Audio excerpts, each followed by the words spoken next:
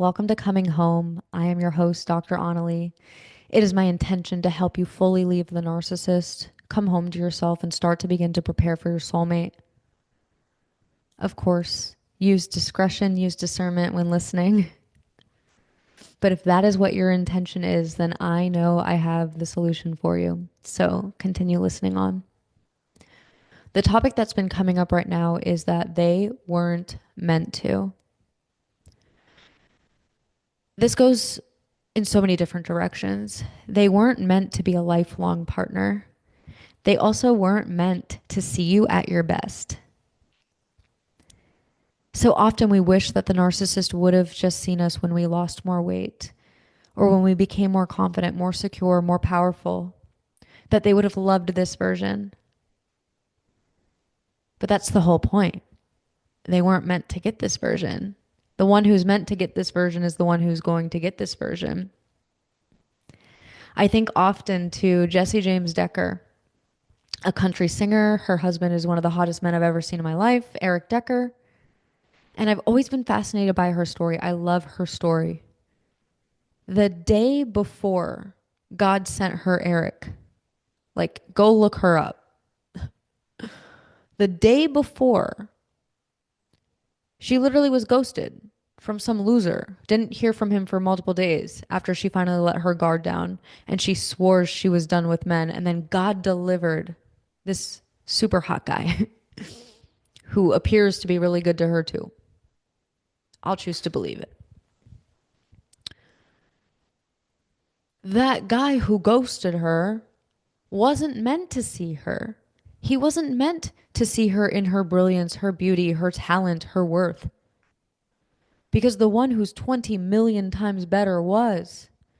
And this is where I want to help us all release so much of our feelings of inadequacy and insecurity when somebody cheats on us or leaves or moves out or doesn't want to be with us or chooses somebody else. Can we see that as a perfect example that they just weren't meant to? They weren't meant to see how hot you can be. They weren't meant to see how amazing you are. They weren't meant to. Your best version is reserved for the one who can hold it and handle it and value it. So often we're crying over somebody who is a 3 out of 10 when you are a 20 out of 10. You have been settling for people who are way out of your league. Let's just call it what it is. In the name of not being picky, you get your heart broken by a 3 out of 10. You know they're a 3 out of 10 or less. The people who keep hurting you or the one who hurt you, you know if you're honest with yourself deep down, they were not your true soulmate, even though you might have said that they were, but deep in your heart, your gut, your soul, your bones, you knew they weren't. You knew they were not that 20 out of 10. This is where we start to call our power back and we start to realize, wait, this person wasn't even fully attractive. They weren't fully the dream partner, dependable, reliable, handsome, beautiful, the one who leads me closer to God. They weren't truly who I had hoped and expected them to be.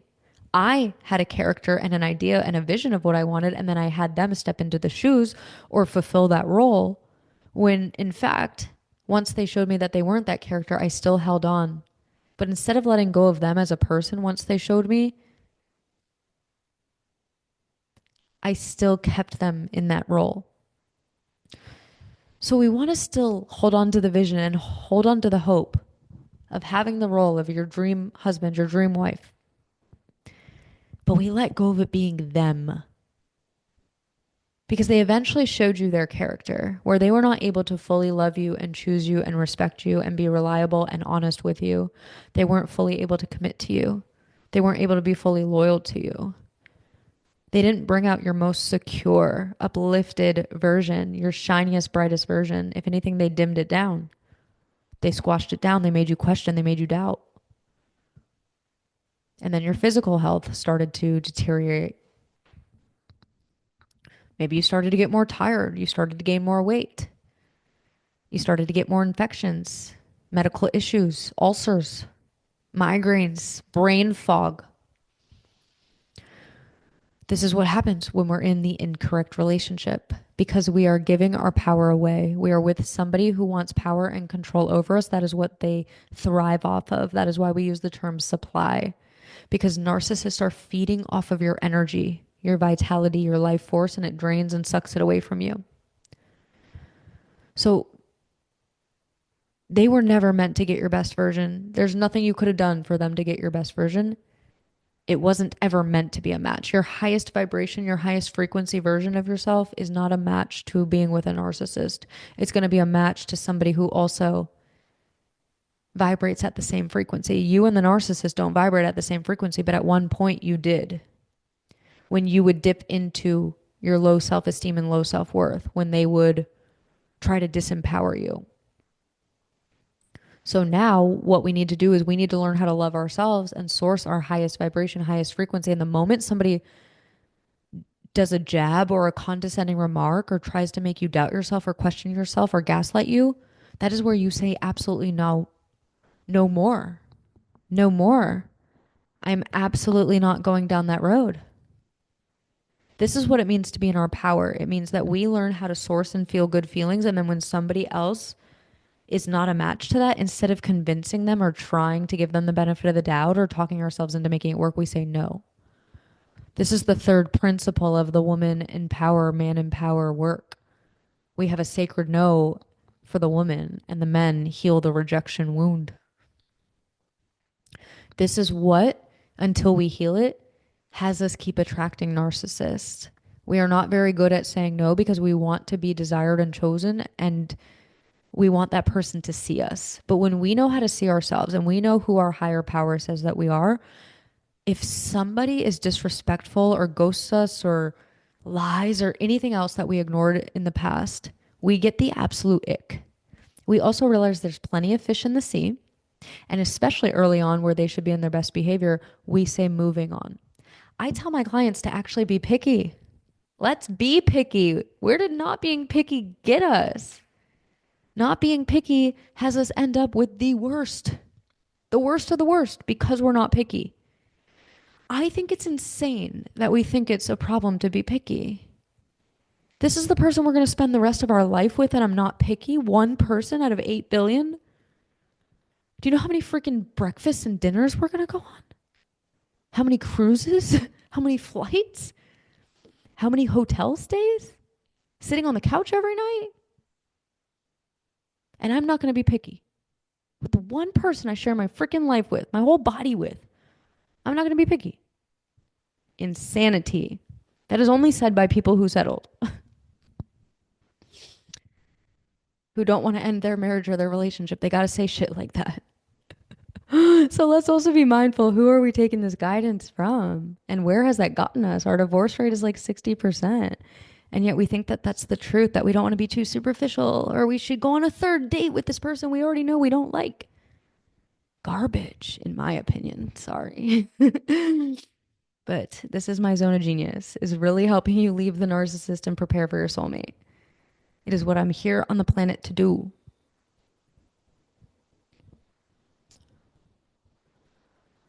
So we got to stop ignoring the red flags moving forward. If you're honest with yourself, you will see you ignored red flags. Every single one of my clients who has been divorced, which is almost every one of them, because they're the ones who are serious. I love working with people who have been divorced or are going through a divorce. You are my ideal one-to-one client because you are serious because shit hit the fan in your life and it affected your children's life, and you are very serious in investing in yourself to make sure that never happens again. That's an energetic match for me. In a one-to-one setting, I work with somebody who is serious about their recovery and will actually show up and do the work. They're not teeter-tottering. They're not half-assing their recovery. Like, they are serious. They put their heart and their soul into becoming narcissist-proof. So my clients who have been divorced, I always ask them, did you know before you got divorced? Did you see the red flags? I have never had somebody be like, no, I didn't see it coming. In fact, it's quite the opposite. Almost all of them, I'll share with this so we don't step into guilt or shame with it. I'm going to help you reframe and turn into to your power. Almost all of them said that this person cheated on them, or this person lied, or they weren't happy with this person, or they just hoped it would get better. But they knew they weren't fully in love with this person. It just felt like the right thing to do. We're graduating college. We just turned 30. We have a kid together. This is why I'm so big on empowering us to not fall for factors and time circumstances. Because they knew their gut, their heart, their intuition was telling them, but they talked themselves into making it work or hoping it would get better. And if anything, obviously it only gets worse. And so this is why I like to prepare you moving forward. We can't go back and change the past. Literally, the past cannot be different. So we might as well choose a more empowering story and extract the wisdom, the lessons, and the discernment from it. Because moving forward then, if you feel you're running out of time, this is where we have to still let go and trust. And this is what takes a lot of faith and a lot of patience after being with a narcissist. But this is how you don't settle again. When you know that you can say no and you know that you can wait, you will be unstoppable. You will be able to be that match, that magnet to the one who is right for you.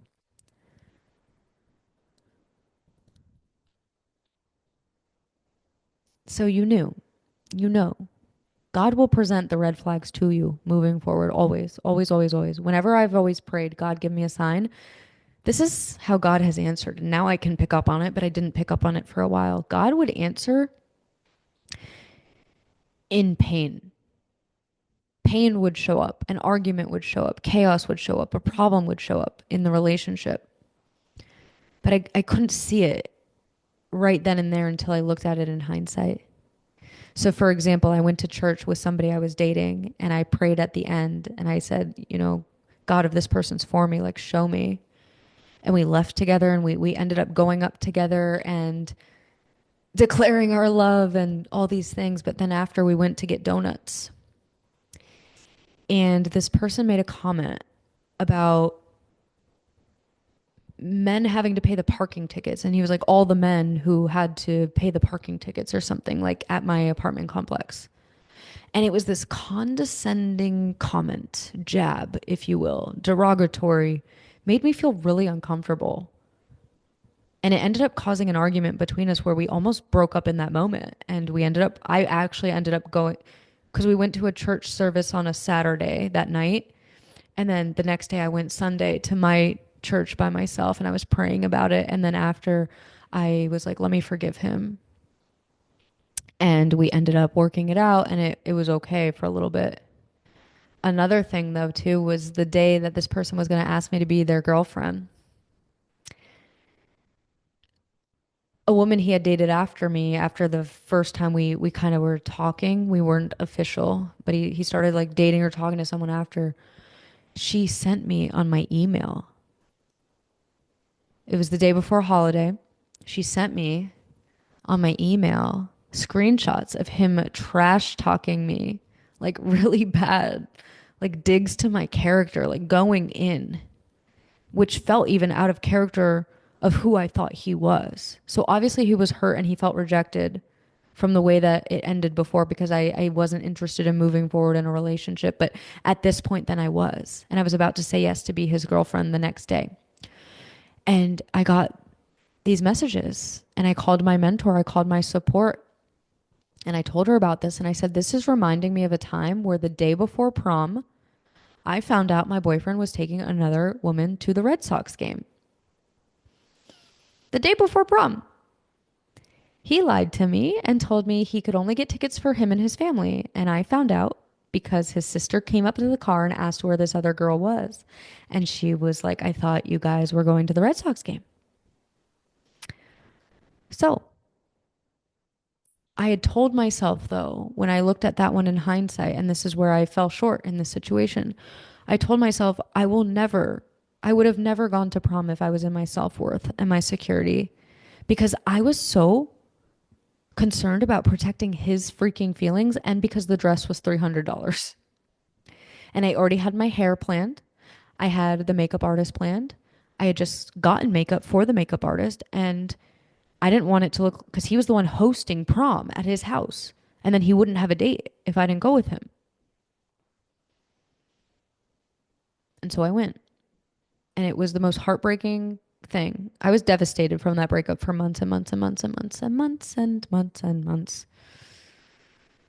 So I told myself I wouldn't have gone to prom once that information was revealed to me, even though it was inconvenient, even though it cost a lot of money I would have wasted.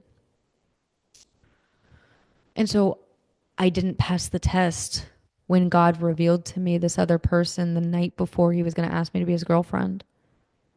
I didn't see it in the moment. I didn't fully notice it until I looked at it in hindsight, but God was revealing to me that this is not the correct kind of man for you.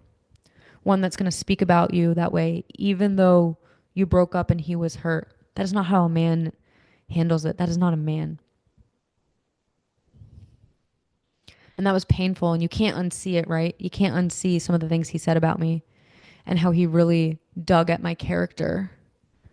It was horrible. There were like 13 screenshots of messages.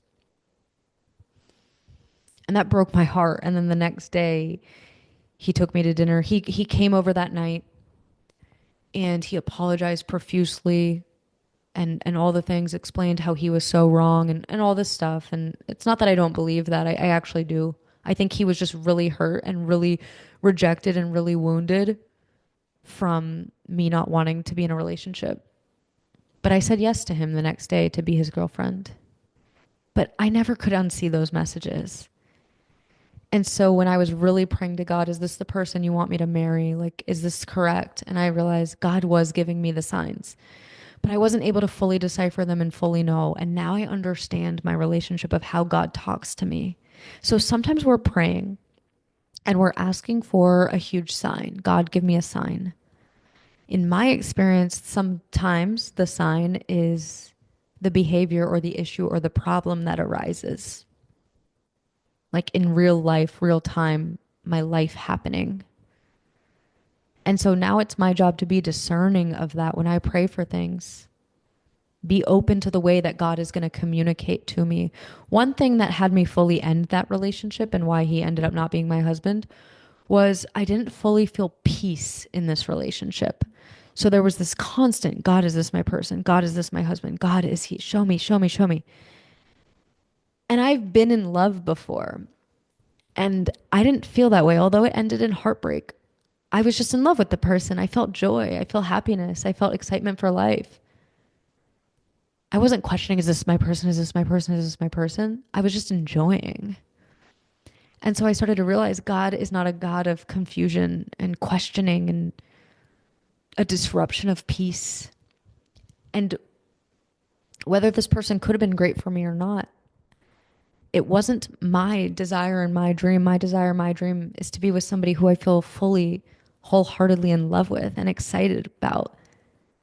And I also didn't fully feel like I ever cared that much about being sexy in front of this person. And I know what that feels like, right? Where you want to get your nails done and the makeup and the jewelry and the hair. I didn't care about all that. And that was alarming for me. So just because this person was good for me didn't mean he was fully right, but God was also the one speaking. And that's the point I want to make. Before your relationships that didn't end up being healthy or good, God was speaking. And God's going to continue to speak to you when you're in the dating process. So we got to be open and we got to listen. God can speak through language, through frequency, through feelings, through circumstances, through behaviors. But it's up to us to start to understand the language of God and how God communicates personally with each and every one of us. That's another aspect of coming home to ourselves. To me, it's coming home to my relationship with God and learning how my higher power communicates with me and building and creating more evidence and more trust of what works, what doesn't work. So instead of ever feeling like a victim to any of the pain or circumstances that I went through, I see the silver lining. I see the lesson. I see the wisdom. And I pull and extract it to propel me forward. I do not hold on to the past. I don't regret it. I can't go back and handle it different, but I can do my best to handle things in a new light and in a new way moving forward. And here's the thing on this path when we are coming home to ourselves and recovering from narcissistic relationships and preparing for our soulmate is that we must be courageous There will be a whole lot more no's than yes. We're going to say no all the time. And as an empath, this is hard because we're so afraid of being misunderstood or being perceived as the bitch or the villain. So it is up to us to be okay with other people's reactions, to deliver messages with kindness, but to be okay with whatever they're going to perceive us as. And that is one of the reasons why, until we can handle this, we keep attracting narcissists because we do not have this part down. So this is the work I'm here on the planet to really help you with. Really become narcissist proof. Never fall for one again. Never divorce one again. Never get in a relationship with one again. When you can really tap into the four main key principles and you do the step work to no longer be attracted or addicted to these kind of relationships because you actually heal the root of it, the wound of it, that is when you are going to be free. You're going to be in your power. You're going to be in your security. You're going to be in your worth. You're going to be a match, a magnet to your soulmate, to the love of your life. And so if this is what is next on your journey, you want to close the door, keep the door closed, and begin to prepare for your soulmate, this is what my 1 or 3 month one-to-one coaching is for. We will do a weekly call. We will get the in-between support so we can talk, we can text on what comes up in between our sessions, and you will go through the courses. You have me in your back pocket on your journey of becoming narcissist proof and trusting love again. Somebody who gets it, somebody who's walked this, somebody who's walked thousands of people on the journey as well. This is your safe and sacred space to be seen, to be heard. This is where your own wisdom and your own guidance is going to come to the surface. And I don't tell you what to do and I don't judge you for anything. I've heard it all. I've been through it all.